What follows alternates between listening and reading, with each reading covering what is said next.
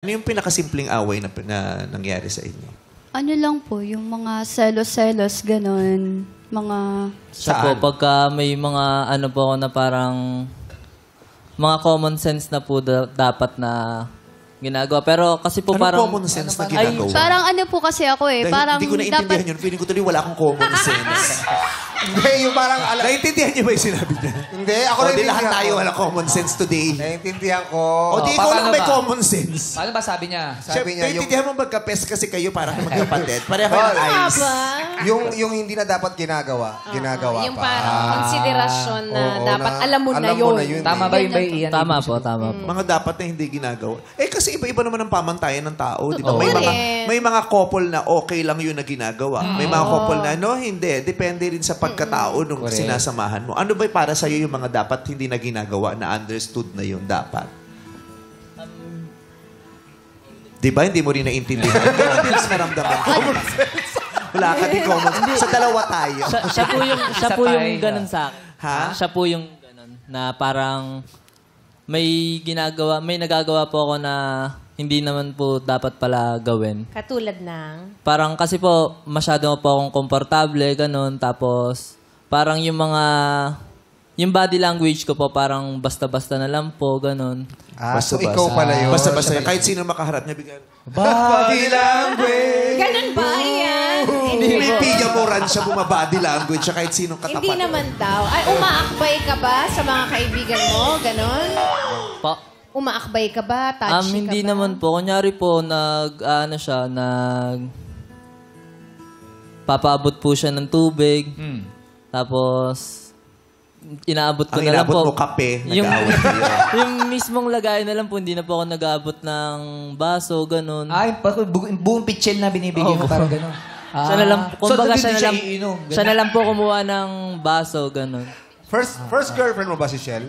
Hindi po. Pang ilan si Shell? Pangalawa po. So, yun ang pinag-aawayan nyo, Chel, yung mga ganong klase. Opo, yung mga small things lang po na ganon. Yung kumbaga yung sweetness, wala masyado. Nung una po, kaya ko rin po siya nagustuhan kasi po, super, niya po, caring, ang bait niya rin po kasi po, wala po siyang absent po talaga sa lahat ng practice ko. Perfect Lagi po attendance. perfect Baka attendance maginagaya po. yung dance step nyo. Siguro.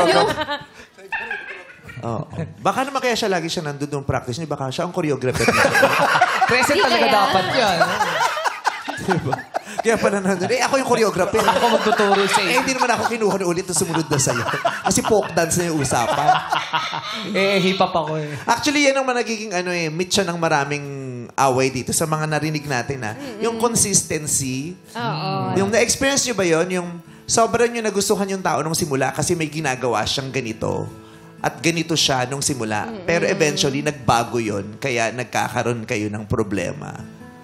Lalo na pag nanliligaw. Di ba? Kaya nga Binubuo sinasabi na lahat eh. pag nanliligaw kasi, pag nanliligaw ka, dapat pinapakilala mo yung sarili mo, di ba? Yung totoong ikaw. Dapat. Hindi yung nambubudol ka, yung gumagawa ka ng mga bagay na hindi naman talaga ikaw. Kaya sa panahong magkasama na kayo at makikita na yung totoong ikaw, makikita ay hindi pala ikaw yung nakita ko nung nanligaw ka.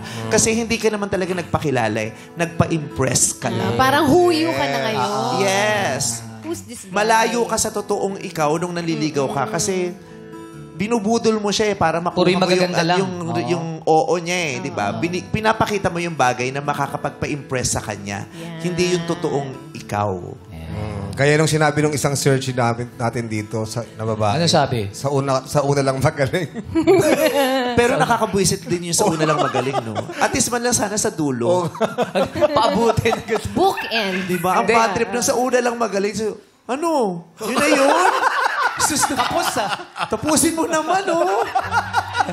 Ano? Puro kasimula. May ganun sa Ang bad relasyon. trip doon nung sinimulan ka, tapos, ano nangyari?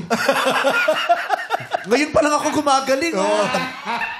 Sana sabay kayong magaling. Dapat, oh. Sabay niyong ginagalingan, sabay kayong nagsisimula. Hindi yung sa simula ka lang magaling. Tapos yung, Sumuko agad. wala na. Oo. Bakit pa mag-break? Kung okay. Hindi, kaya man maganda sa raw, dulo. maging magkaibigan muna kayo. Or kaya ako ayoko maniwala sa ligaw. Dating na lang sana. Para yung totoo, di ba? Get to know you stage. Yeah. Sige, oo. get to know